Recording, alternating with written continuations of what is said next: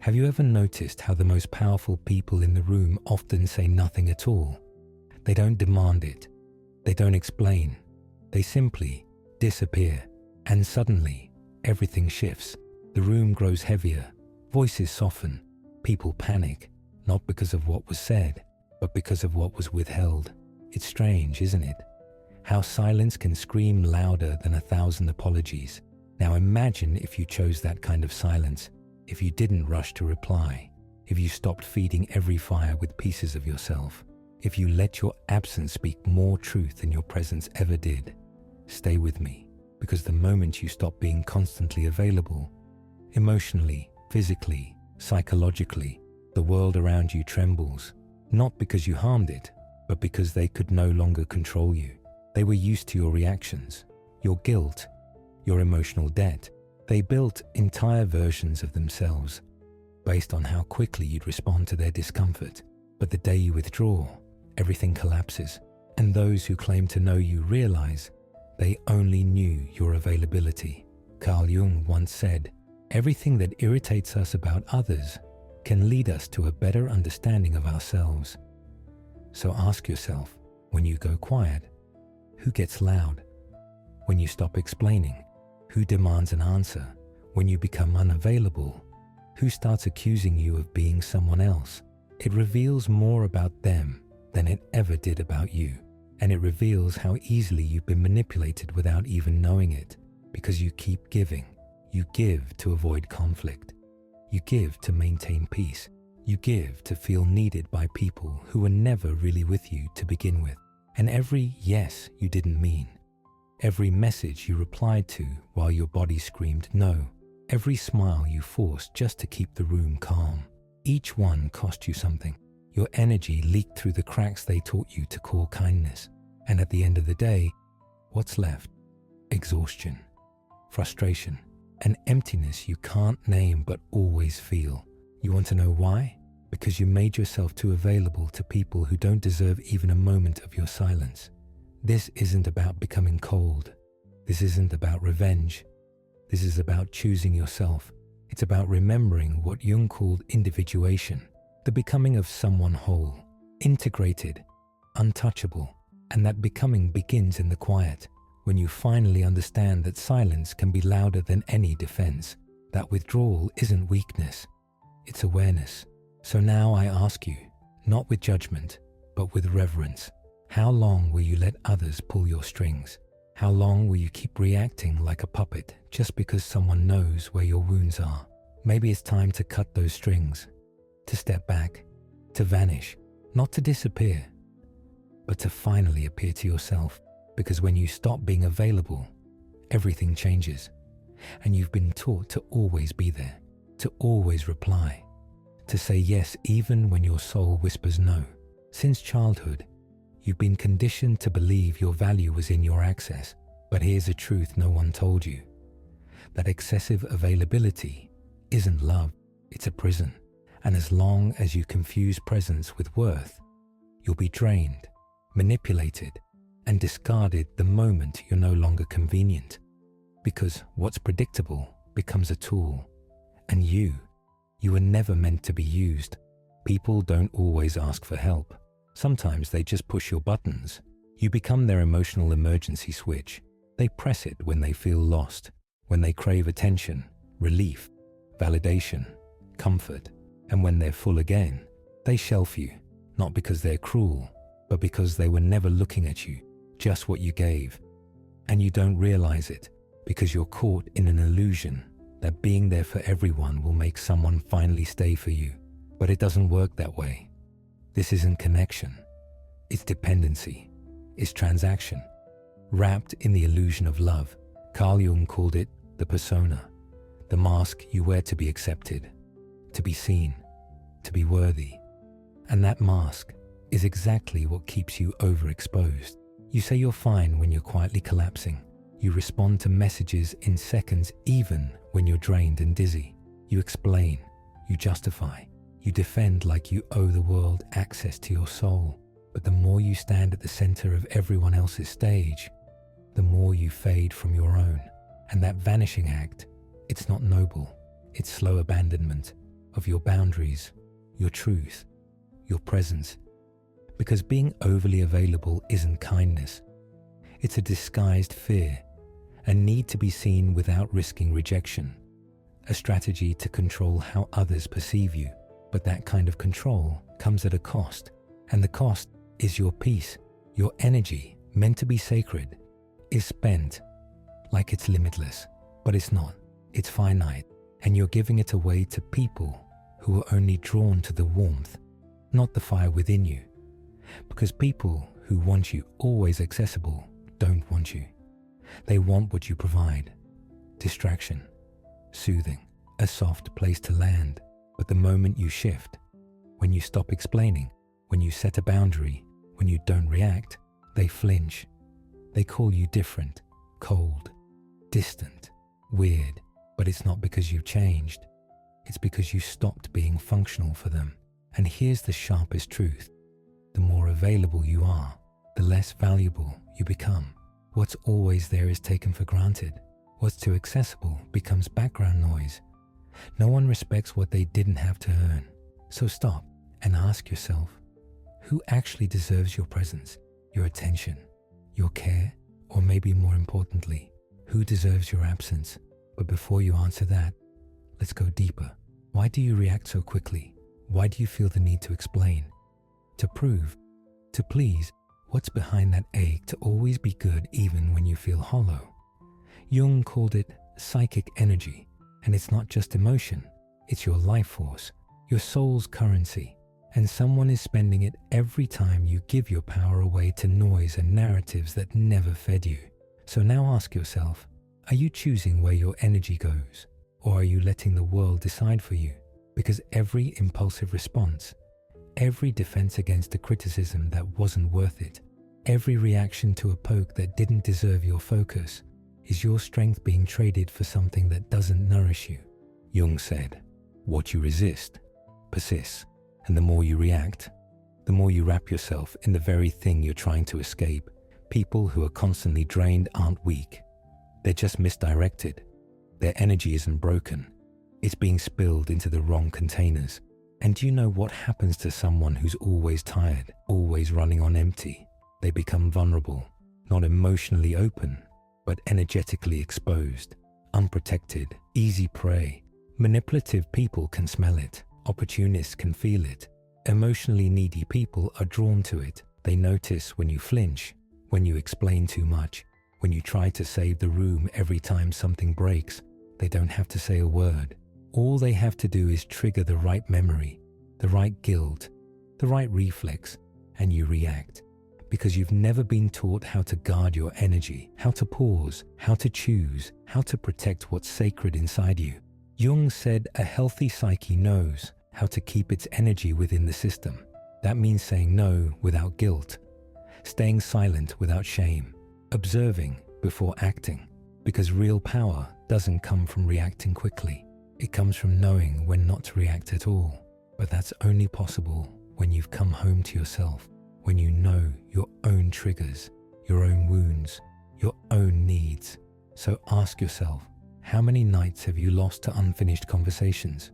How many hours have you ruminated on what you should have said? How often have you tortured yourself trying to understand why someone treated you like nothing? That's psychic energy, leaking, gone. You're feeding ghosts that should have been buried long ago, keeping dead connections on life support just because you don't know how to let them go. Psychic energy is like a force field. When protected, it creates presence, quiet strength, that strange power where you walk into a room and don't have to say a thing to be felt. But when it's scattered, you become reactive, fragile, invisible. And this world is ruthless to those who bleed easily. So start there, with your triggers. What makes you flinch? What pulls you off center without warning? That's where your power leaks. And no, this isn't about becoming cold. It's not about indifference. It's about sovereignty. Because one of Jung's greatest truths was this: when you conserve your energy, you destroy the projections others place on you. And that makes people uncomfortable. Because now you're not who they said you were. You're not their savior. You're not their mirror. You're not their emotional backup generator. You're something else. And that threatens everything they've built on your availability. In the next part, we'll go even deeper, because once you step back, you'll begin to see how people have been feeding off your energy in silence. You'll look into the eyes of those who have drained you without you ever noticing. And here's the twist. You thought you were in control, that your reactions were your choices, but most of them were programmed, installed in you by fear, by trauma, by conditioning. And those who understand that, they don't need to shout. They just press the button you left exposed, and you react on cue. Jung called this projection, the unconscious process of assigning to others what we refuse to face in ourselves.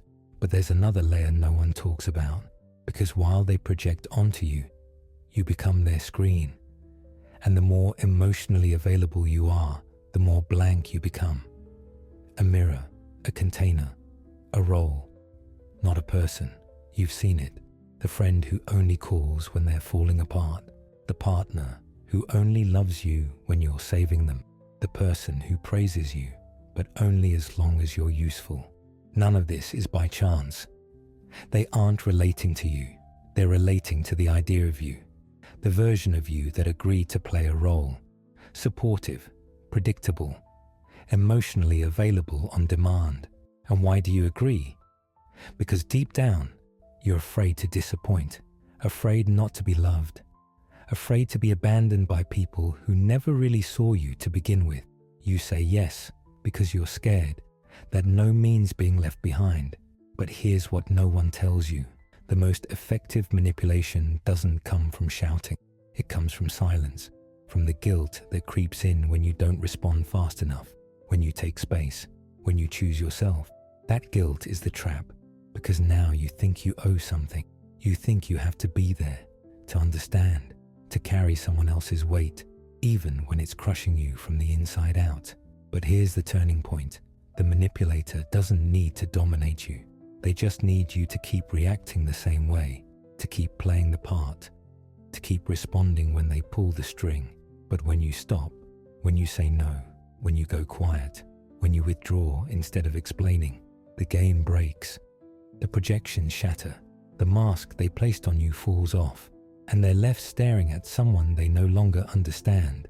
And that terrifies them, because now they have to look at themselves, and not everyone is ready for that. Your unavailability isn't the problem. It's a mirror, one that reflects their own emptiness. Your silence forces them to hear the noise inside them they've spent years trying to avoid. And then it comes. The criticism, the guilt tripping, the emotional drama, not because you were wrong, but because you stopped playing the part they needed you to play. You were never just a person. You were their convenient mirror. And when that mirror cracks, the shadow emerges. Jung said, "We do not become enlightened by imagining figures of light, but by making the darkness conscious." And when you stop feeding the cycle, when you step away, when you refuse to react, you force the shadow to surface. And for those who've always used you to escape themselves, that's unbearable. But now the question turns to you. Are you ready for the discomfort that comes with protecting yourself? Are you ready to be misunderstood, rejected, maybe even hated for choosing peace over performance? Are you ready for the silence after the rupture? Because that silence isn't the end. It's a beginning. It's where a new kind of power is born. Not the kind that shouts, not the kind that convinces, but the kind that stands still and lets the world reorganize around it. In the next part, we'll talk about that silence, because it isn't absence. It's presence, amplified, refined, untouchable. The modern world is loud. Everyone's yelling, trying to win, trying to be right, even if it costs them peace. But there's a power most people never master. The power of silence. Not cowardice, not avoidance, but a conscious, strategic, brutally lucid kind of silence. The silence that unhooks you from reaction, that makes others look inward just by your absence. Jung didn't see silence as a void. He saw it as a womb, a place of transformation. Because when you stop reacting, you start observing. And when you observe, you begin to see patterns, manipulations, the quiet ways you've been taught to abandon yourself. And the moment you break that, you become dangerous to anyone who ever relied on your compliance. Have you noticed how some people panic when you don't respond, when you don't explain, when you simply disappear? It's not because they miss you. It's because your silence takes away their control over the story. As long as you're talking, they still get to shape the scene, still get to pull you in, still get to keep the game alive. But when you go quiet, everything changes. Because silence rewrites the rules, and that unsettles anyone who survives on your reactions. True silence isn't the absence of voice. It's the presence of self. It's restraint, discipline, mastery over your own energy. It's the refusal to be dragged into emotions that don't belong to you. The choice to walk away from battles that aren't worth what they take from you.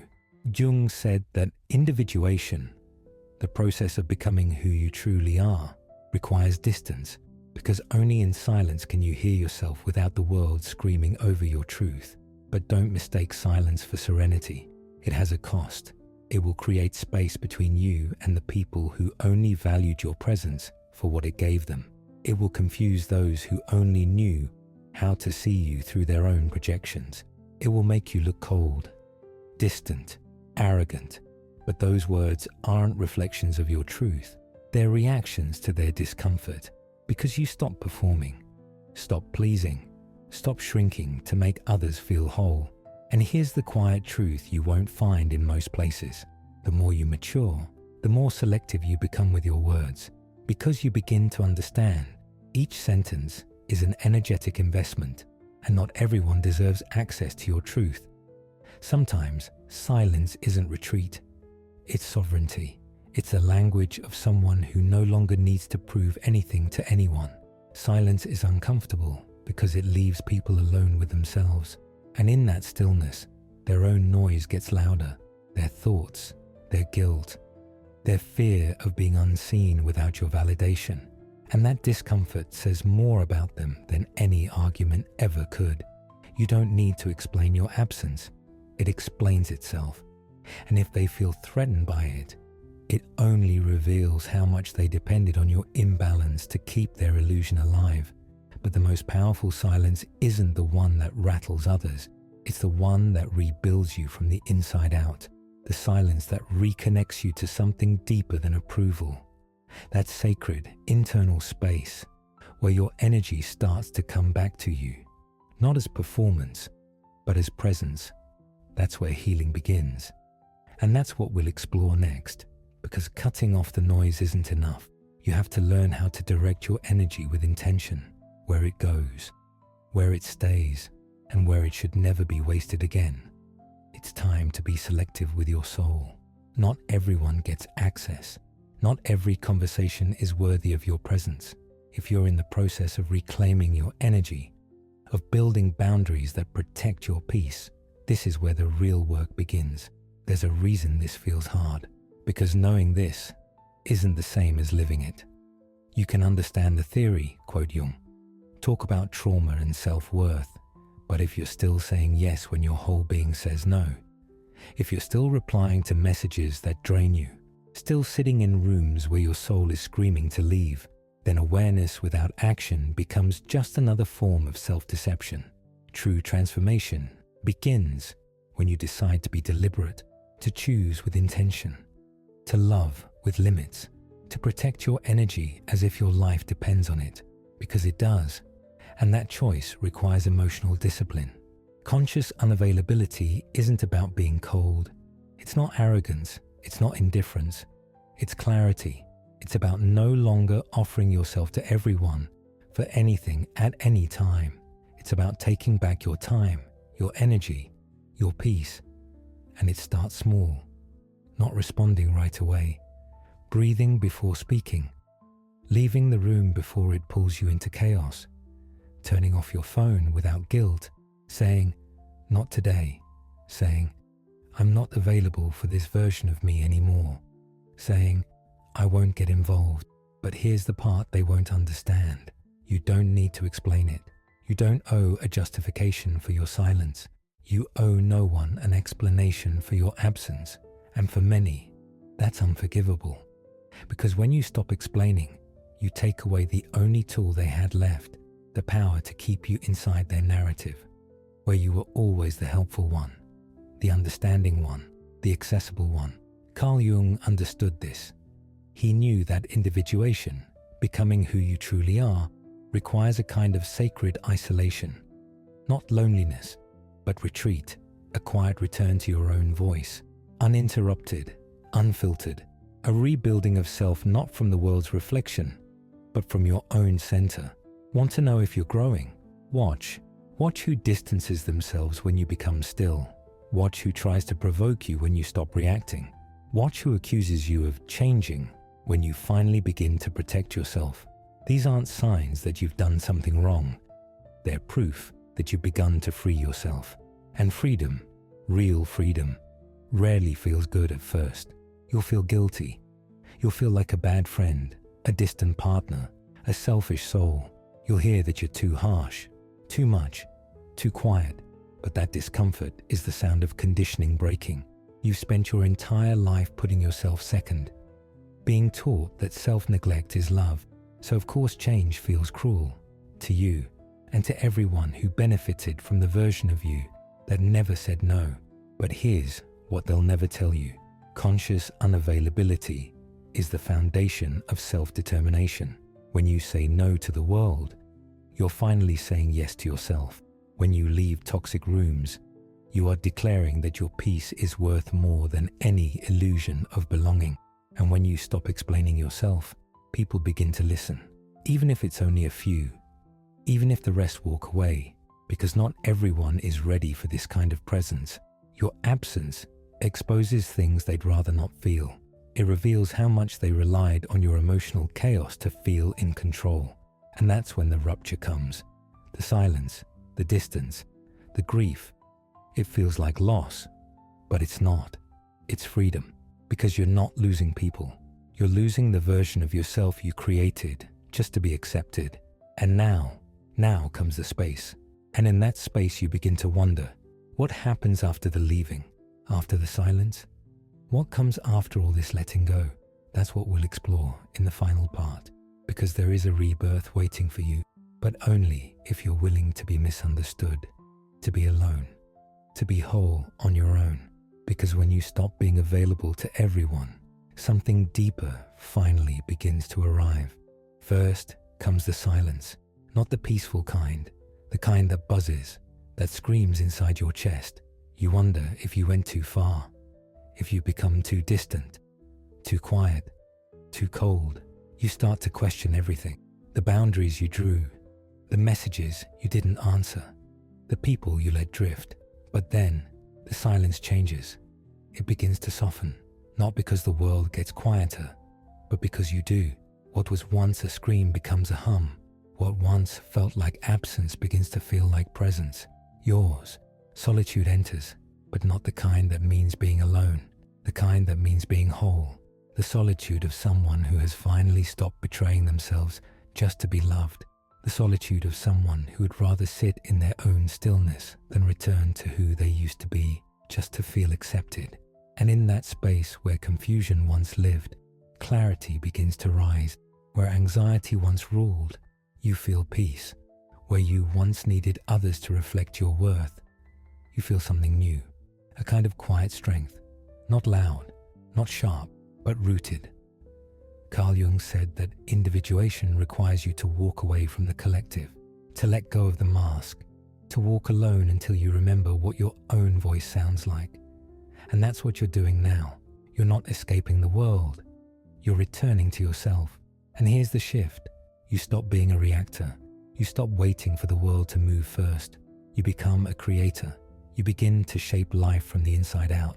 And the people who grow uncomfortable with your absence, they reveal their truth. They never wanted you. They wanted the version you were willing to be for their comfort. Now that you no longer fit the mold, they don't know what to do with you. And strangely, that's freedom. You will lose people, but you will find yourself. You will step back from places you once begged to be in, but you will reconnect to the parts of you once abandoned. You will be misunderstood, but finally, you'll be respected. Because when you are no longer available for everything, you become valuable, not in a transactional way, but in a spiritual one. Rare, whole, unforgettable. This is a rebirth. Don't be fooled by the stillness. Something new is happening. You are no longer available for emotional crumbs, for mind games, for hollow praise masquerading as connection. Now, you only say yes to what echoes your peace, and if you've made it this far, then a part of you is already awakening. A part of you knows that being loved means nothing if you have to abandon yourself to receive it. Real love starts with self-loyalty, and self-loyalty starts with a choice, even if it costs you a little loneliness for a while. So now let me ask you, are you ready to be misunderstood for the sake of your truth? Are you willing to walk alone if that's what it takes to finally be whole? If this reached something deep in you, drop "I choose my peace" in the comments. Let the silence speak for you. Let the world adjust to the new frequency. And if you're walking this path, subscribe. There's more waiting for you. The kind of more you don't have to chase. The kind that's born only in silence. I'll see you there.